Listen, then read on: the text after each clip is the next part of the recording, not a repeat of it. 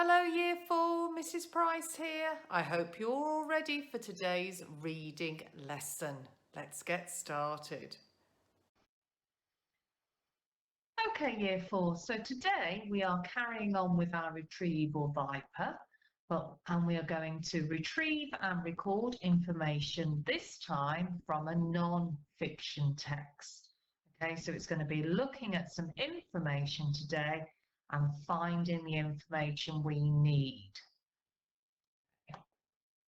So first of all, what I'd like you to do for your starter task, it's a prediction skill this time. Have a really good look at this image. What do you notice about the image? You might have spotted that it's Seven-Side Bewdley.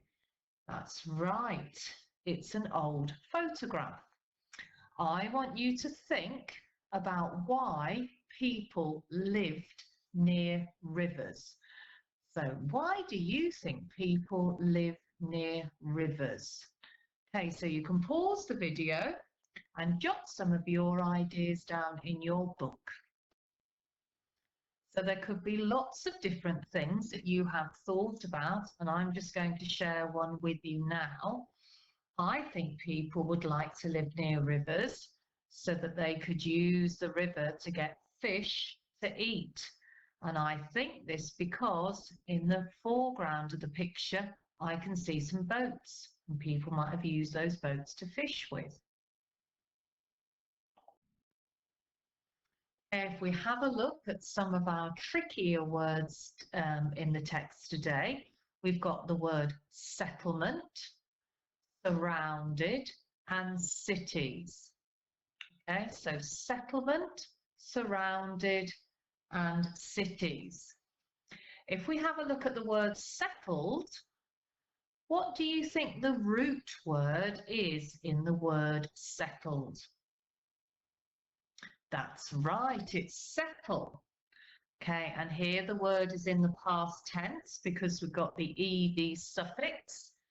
Okay, and just remember with the ed suffix in settle, you have to drop the e and then add the ed on the end. Okay, well done. Now, one of the spellings from our year 3 and 4 word list is different. If we have a look at different, see if we can break it up to help us spell it. We've got the diff at the front, the and the ed on the end. So have a look at that word because that's one we would like you to be able to spell before you leave year 4. So pause the video and have a go at copying that word, covering it up, writing it and checking it. Off you go. So our vocabulary for today, we're looking at the word settlement, village and defend. Okay, so what's a settlement? Okay, a settlement is a place where people live and sometimes work. Okay, so there's a picture here of some houses together. That's a settlement. What's a village? There's a picture of a village. So a village is another place where people live, and it's usually smaller than a town. Okay, so we live in the town of Kidderminster. Okay, and somewhere like Wolverley is a village smaller than Kidderminster. Here we've got the word defend. If you defend yourself or you defend something, you keep it safe and you stop people from attacking. Okay, so he's trying to protect himself with that shield. Okay, so let's have a go at saying these words together. We've got settlement, village, defend. Can we shout them? Settlement, village, defend. Whisper them. Settlement, village, defend. Well done. Okay, if we have a look at our piece of text for today, it's called Rivers in the Past. I'll read it to you first, so if you want to follow as I read. Rivers in the past. In the past, people often settled near rivers because they can be used in so many different ways. Small settlements often grew up at places where rivers were easy to cross or where a river bend surrounded a village, making it easy to defend. Many of these small settlements have grown into Britain's towns and cities. Okay, and underneath there is a picture of a settlement that's grown up around a river. Okay, I'm going to read it again. This time you can join in if you like, or you could just follow with me. Rivers in the past. In the past, people often settled near rivers because they can be used in so many different ways. Small settlements often grew up at places where rivers were easy to cross or where a river bend surrounded a village, making it easy to defend. Many of these small settlements have grown into Britain's towns and cities. Okay. Okay, so now it's your turn to have another think about the text and your turn to explore the text. So if you can read the text independently now, or if you want to listen to it again, and think about the think marks you could use to show your thoughts about the text. Okay, so you might think to yourself, what have I found out about rivers in the past? You might think, did something in that text make me wonder? Was there something that was surprising? Okay, so have a read of the text again and see if you can find anything interesting that you can use your think marks to show. You can jot those down in your book.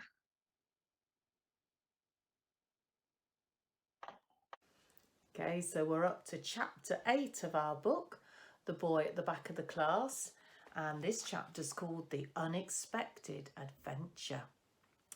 That weekend I decided I wanted to ask Mum some more of my 11 questions to see if she knew the answer. I waited until Sunday morning arrived because that was when I knew Mum wouldn't be too tired and I could ask her lots of things instead of just one or two things. The only problem is I had to be extra patient because every Sunday morning my mum spends at least 1 hour reading the Sunday morning paper. It's not a real Sunday morning paper because Mum never buys them. She says you can buy a whole meal for a price of a Sunday paper these days. So instead, all through the week, she collects 2 of the biggest newspapers from the reference section of the library. And then on Saturday night, she brings them all home and gets them ready for the next day. She opens them out at the centre and puts them in order so that Monday's papers are on the top and Saturday's papers are at the bottom, and then she folds them together like a big book. It's too heavy to hold up and read 12 big newspapers all in one go, so Mum always reads it bent over the kitchen table as if she's doing her homework. I don't like disturbing Mum when she's reading the paper because she only gets to do it once a week, so I quickly finished my toast and milk and silently stared at her as she finished her breakfast. But grown-ups take an awfully long time eating breakfast when they don't have to go to work, and on this morning Mum seemed to be moving so slowly that you could hardly call it moving at all. I could hear the ticking of the kitchen clock getting louder and louder, and my fingers and legs were getting bored of waiting. As soon as Mum took her last bite of toast, I decided I couldn't wait for her any longer and asked, "Mum, where's Cyria?" The question made her look up at me straight away. "What did you say, darling?" Do you know where Cyria is, Mum?" I said more quietly. My mum pushed up her glasses and looked at me with her head to one side. Then she said, "Cyria is a country very far away from here, my love. Why do you want to know?" I shrugged. "That's where the new boy in our class is from." "Ah," she said, nodding. "Okay, tell you what, why don't you go and get the atlas book and I'll show you." I nodded and ran to the living room, trying to remember where I had last put the atlas book. It's hard finding a book in our house because we have so many of them. Mum loves collecting old books and reading them again and again. She takes the copies that are about to be thrown away by her library, so you would say that she rescues them. The only problem is we don't really have space for any more because our rooms are covered with piles of old books, even the toilet. The Atlas book was big and Mum always kept the very big books on the bottom shelf of our bookcase. So I climbed over the back of the sofa and crawled down into the narrow gap head first to see if it was there. Luckily it was. I grabbed it and pulled it out. The Atlas book is one of the oldest books in the house and is almost half as tall as me and just as heavy. So I dragged it along behind me into the kitchen and placed it with a bang onto the kitchen table. I watched as Mum flipped to the index and then to a page near the middle. "Here you go," she said, turning the map around to show me. "This atlas is a little bit old, but I don't think the borders have changed that much." I let my fingers meet hers where it said the word Syria in capital letters and looked at the strange shape of the country the new boy had run away from. It looked like a woman yawning and wearing a tiara, and whose hair was being blown in the wind, except she was all pointy. "Mum, what fruits do people from Syria like the most?" I crossed my fingers and toes, hoping that she would know the answer, because if she did, then I would know the answer to 3 of my original 11 questions. I have found out where the new boy was from and what language he spoke, and as a bonus he had seen what his country looked like on a map, and I'd learned that he was good at football. Well, let's see, I don't really know. I guess the same fruits as we do, and exotic ones like dates and pomegranates. Your auntie Selma used to make chicken with pomegranate seeds. Do you remember? I shook my head. "Oh, well, it was quite a long while ago. It was before your dad had to leave us. But I think the dish she used to make was a Syrian one. Or was it Lebanese? I can't remember. But here, you see," she said, pointing to the country next to Syria, which had the word Lebanon on it. Lebanon and Syria are right next door to each other, so I guess they must eat the same kinds of fruits. "Can we ring her and ask her?" My mum smiled. "I can ask her the next time she rings. Remember, she lives here now." And Mum pointed to a much larger country lying above Syria called Turkey. "It's a bit far and it'll be expensive to call her right now. But listen, we'll go and see her one day soon, and when we do, we can ask her and Uncle Turgay all about it in person."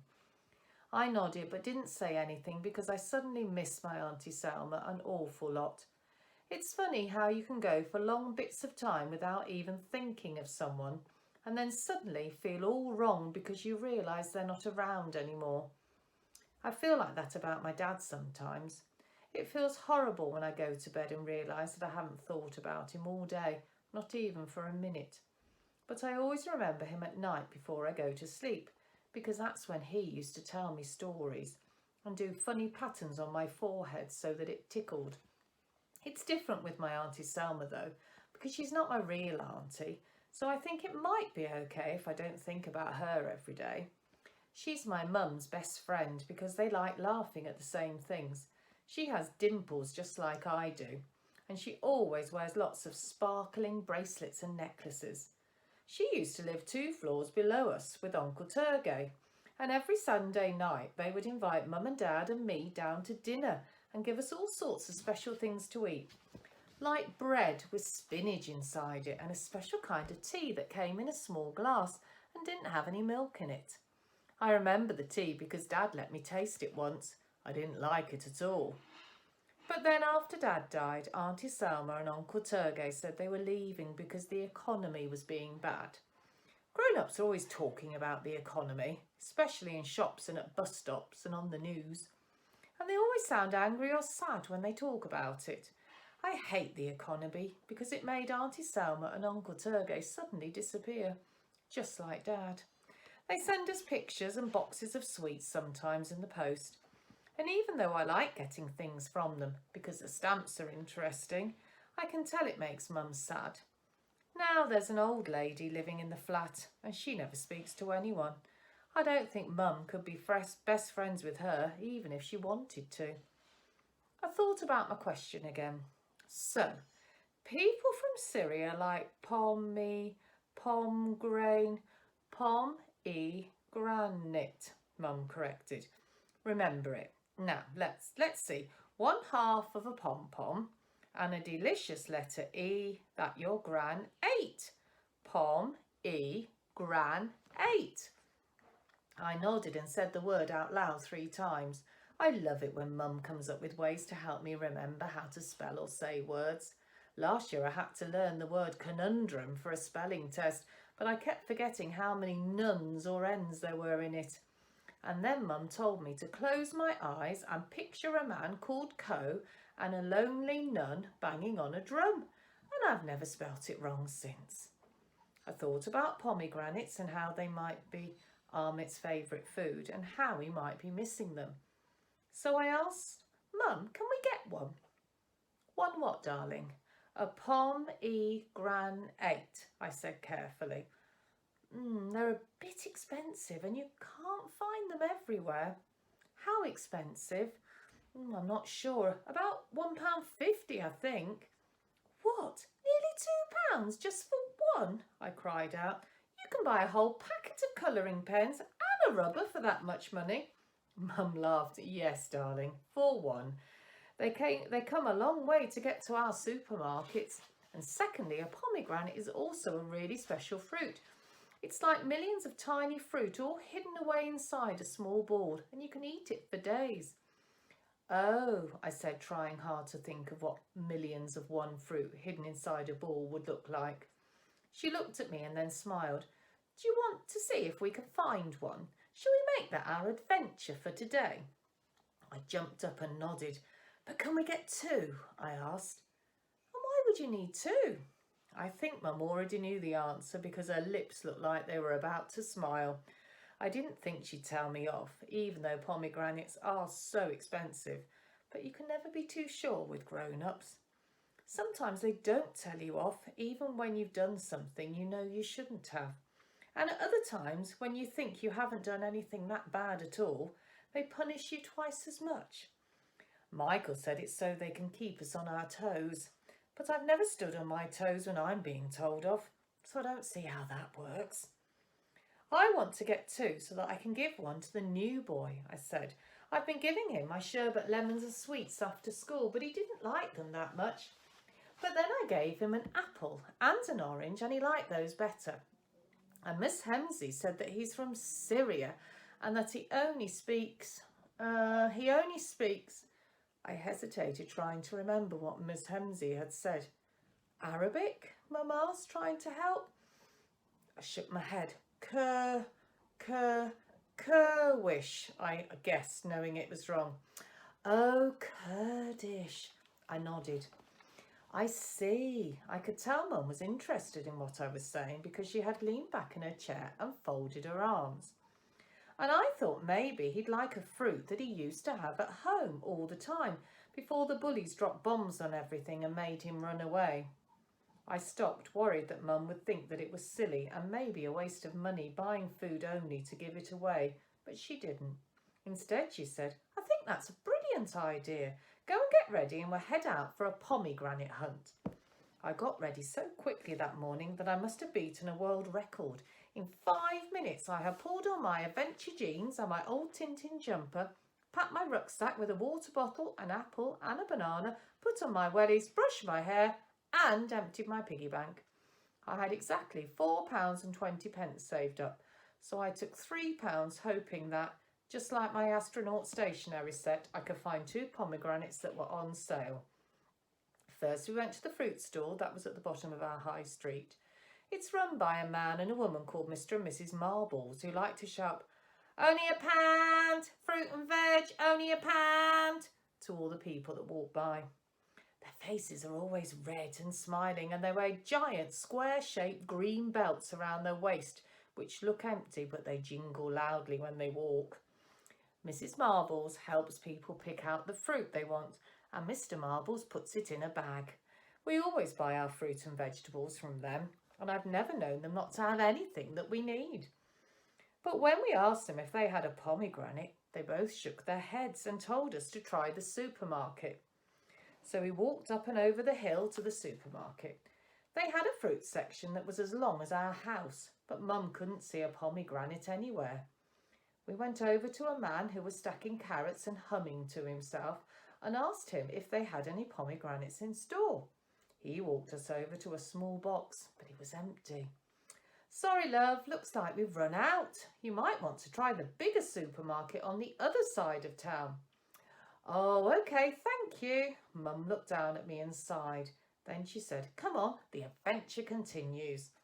We hopped onto a bus and after half an hour landed at an even bigger supermarket. This one had a car park as big as a football field and corridors that were as long as the ones in school. But we still couldn't find a pomegranate anywhere. Let's ask someone, said Mum. They must have them. We walked around and found a man dressed in a suit who was standing by the sandwich section. He had a label on his jacket that said, Frank Smith, floor manager. I didn't know what a floor manager was, but I guessed he had to help make sure that the floor was clean and help anyone who fell down get back up again. But Mr. Smith didn't look like the kind of person who would help anyone get up from a floor. He had lips that went downwards as if they'd never smiled, and his hair looked wet as if a large bottle of oil had fallen on top of it. He was staring at a clipboard and muttering angrily to himself. Excuse me, Frank, is it? Hi, said Mum, smiling. The man gave my mum a cold nod before continuing to fill in the form. We're looking for some pomegranates, but we can't seem to find any anywhere, said Mum, smiling even more. We don't sell them here, said Frank, still looking at his clipboard. Oh, really? Any idea where we could find some? Continued Mum. No. My mum looked at him for a few seconds and then said in her warmest voice, Thank you. You've really outdone yourself in helping us today. Have a wonderful day. And grabbing my hand, she walked away. Mum, why were you so nice to him? I asked. He was horrible. He didn't try and help us one little bit. Because you should never be horrible to someone who's been horrible to you, said Mum. Otherwise, they win by making you just as bad as them. Now, come on, let's get back on that bus. There's another place I know that we can try. By this time, I was getting hungry. So while we were waiting for the next bus, I ate my banana. Said my mum, looking at her watch. It was nearly 2 o'clock, and there were some dark grey clouds gathering in the sky.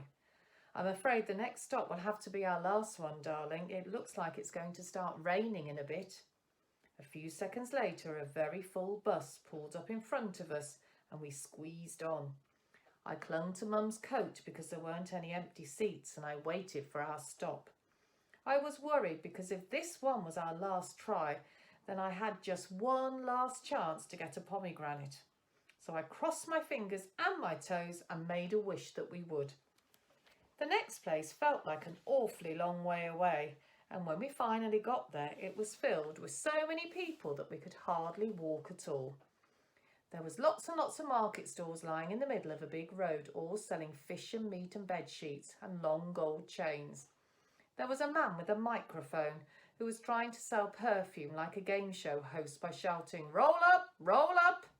And next to him was a woman shouting, "Peter never picked potatoes as good as these before. Buy 'em now before they go." I wondered who Peter was and how much money he made picking potatoes, but then I could smell onions and burgers being cooked somewhere, which made my tummy rumble.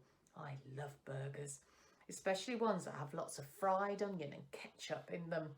But I wanted to save my money for the pomegranates, so I scrunched up my nose and tried not to smell anything at all. We visited every stall in the market from the beginning of the street right to the end, but even though we looked carefully as we couldn't find a single pomegranate anywhere. My mum had told me to look for a pinkish ball that looked like a very hard apple and which had a small crown on the top, but I couldn't see anything that looked even a little bit royal. "Try the store up by the station," suggested one of the stall owners when Mum asked for help. They have everything under the sun in there. They should have some. Thank you, said Mum. She grabbed my hand and gave it a squeeze because she could tell I was starting to give up hope. Nearly there, she whispered. I can feel it. We walked for 5 minutes down the road and up to the station and found the shop that the woman in the market had told us about. It was much smaller than the big supermarket with Frank, the horrible floor manager, in it, but it was bright with lots of coloured lights and bowls of fruits and vegetables outside. It had everything you could think of. Peaches and plums, mangoes and bananas, kiwis and pears, yellow apples, red apples, pink apples, and even a spiky pink and green fruit that I'd never seen before. But we couldn't see any pomegranates, so we went inside and Mum asked the man standing behind the counter. Ah, nodded the man, scratching the tip of his nose. Pomegranates, I see for you.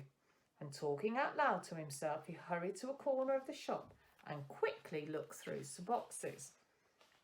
Much, much regret, he called out, holding up an empty box. No more, but we have delivery on Tuesday. The man came back and looked at us, and we looked at him. He had a large white beard, a moustache that was curly at the ends, and was wearing a bright red turban. I liked him because his eyebrows were like hairy caterpillars, and they jumped up and down a lot when he spoke. Oh, well, said Mum, we tried at least.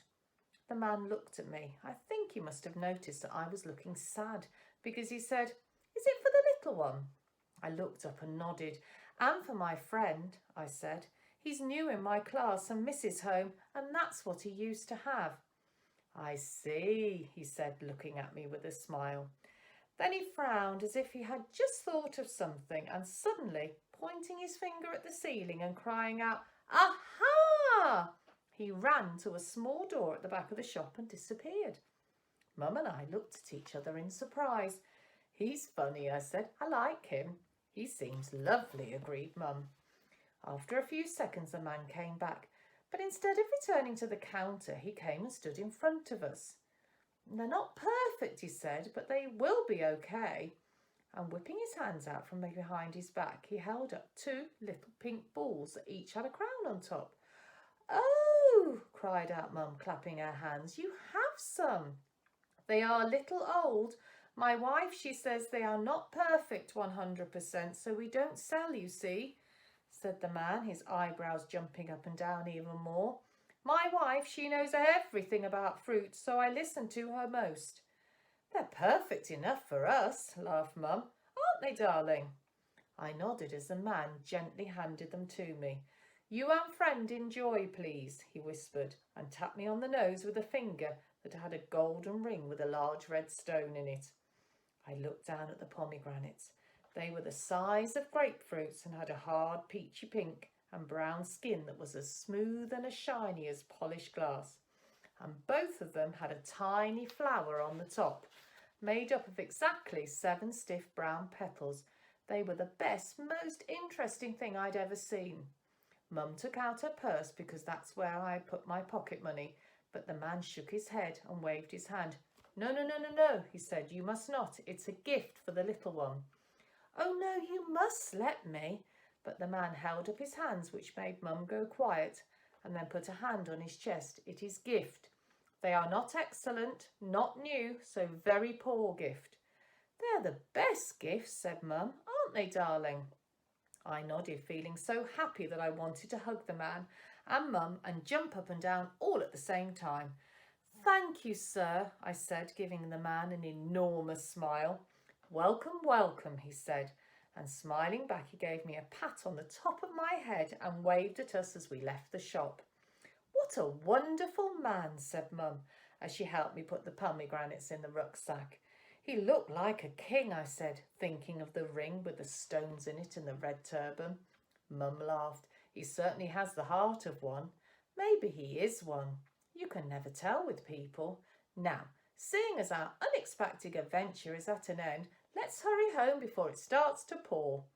I looked up. Everything had suddenly turned dark, and the sky was filled with large grey clouds that were so low you could hear them rumbling. But I didn't care, because I had 2 of the best presents I could ever have in my bag. given to me by a man with the heart of a king. Okay.